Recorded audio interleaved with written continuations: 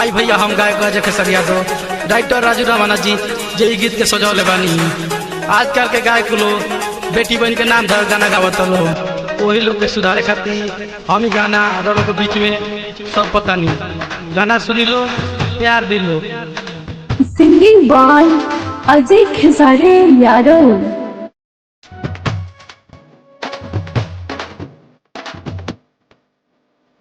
DJ Bhanu, DJ Bhanu. खाली पूजवा पगाना गावतारसन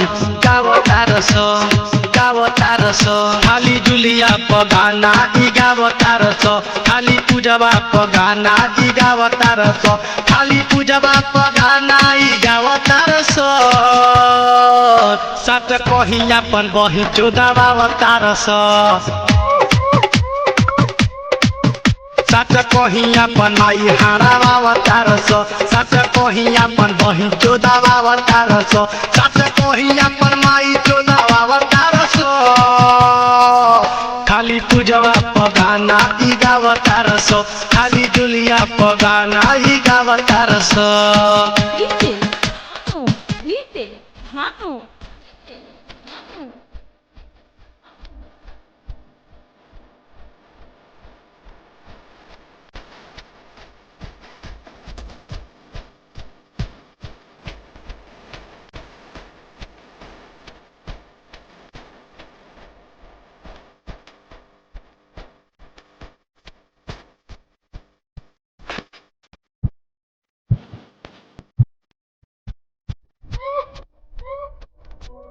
पूजवा के भूखे बही नहीं मानत कहनी के बात के ना मन बसत लागता देवता बारस कहनी के लात के तोरा घर में माई बहिन औरी होई बेटी पूजवा के नाम के कहनी के बनौल खेती खाली गनवान के कही चोरावतारस खाली पूजवा के नाम धके गावतारस खाली जुलिया के नाम धके गावतारस खाली पूजवा के नाम धके गावतारस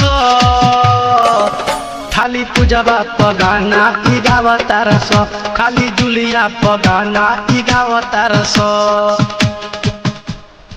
डीजे भानु, डीजे भानु।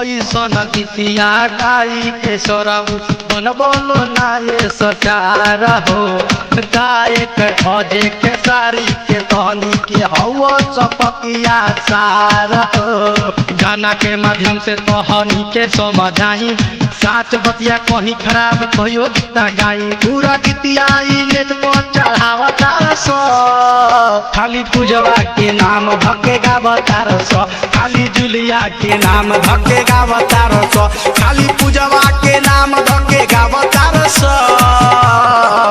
खाली पूजवा के नाम धके गावतारस खाली जुलिया के नाम धके गावतारस सात कहीं अपन बहिन चोदावतारस खाली जुलिया के नाम धके गावतारस।